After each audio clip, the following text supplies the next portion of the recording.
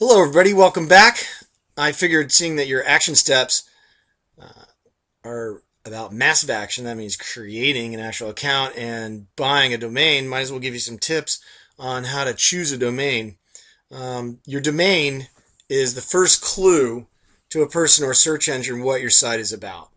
So it's pretty important. For right now, even if you don't know what you want, um, your name is probably the best thing to get. If you don't know what you're doing and you don't know what you want, you don't know your business, and besides, to be quite honest, your name, you should have your name. So get your name as a domain name as best you can. Um, a domain name needs to be easy to remember and find in a search.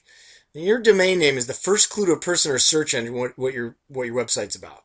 So you will see people online do nothing but create individual sites for individual products and spend a lot of time looking for the right keyword-rich domain name to capture as much search engine optimization as possible.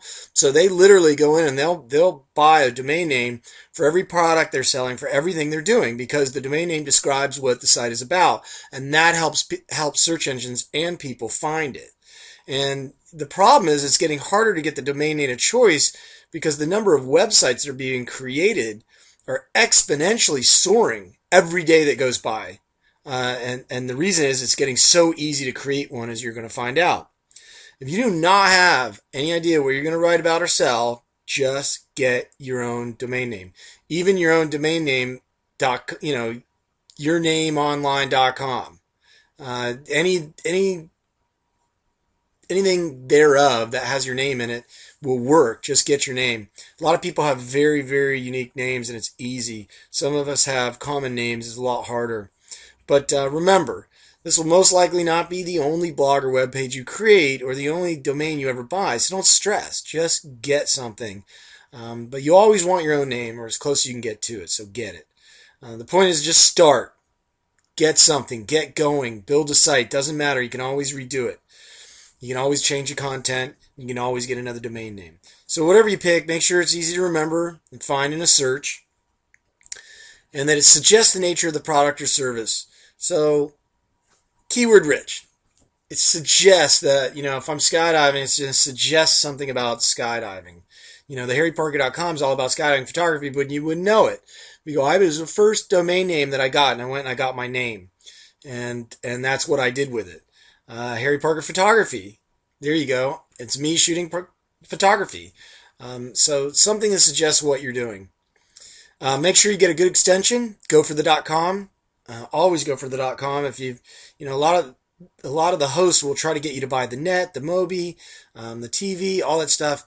And if you were getting into a big business venture and the domain name was very important to you, you'd want to buy all those, because after you actually started getting traffic and put a lot of time and energy into this, if you didn't, I could actually steal your traffic by getting another extension like .net or something. So that's something that we don't have to really worry about now. I figured I'd just mention it, but always go for the .com and keep it as short as possible and simple. So you don't want real run-on sentences for domain name. You're gonna have to get creative. Make sure it's easy to spell and spell right the first time. So your test is, if you told someone the name over the phone, would they be able to spell it right the first time? Well, a good example is mine, theharryparker.com. It's horrible. It's a horrible domain name. They can't remember it. I'll have people write, well, I couldn't find you. I said, how could you not find me? Have you ever tried Googling it? Google anything, you'll find it. No, they wrote in harryparker.com.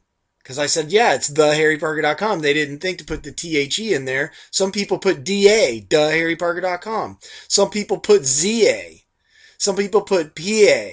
It's horrible over the phone. So use the phone test. I didn't use the phone test. Use the phone test.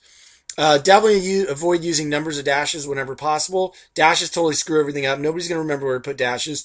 And numbers, if I said for your eyes only with a 4, well, that could be spelled, several different ways. FOR, FOUR, and the number 4. So it tends to slow things down. So try to avoid using numbers and dashes. Descriptive, again, describes what the site is about. If it's about photography, it should probably have photos in it, memories, something that describes what photography is about. And your keyword, you build keywords around a website for what a website is about. So a photography website would have a lot of photo keywords, exposure, anything to do with cameras. And you can, once you start to write out like a little statement about what you do or what you're selling, you write out a list of keywords and you can usually pull from those keywords to create a domain name. And that also helps you out as well. So I hope that helps out a little bit.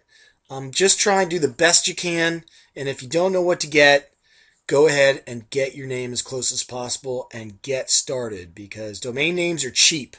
And once you get started, you can always get another domain name. Download your action steps, get to work, and look forward to getting back with you in a couple days.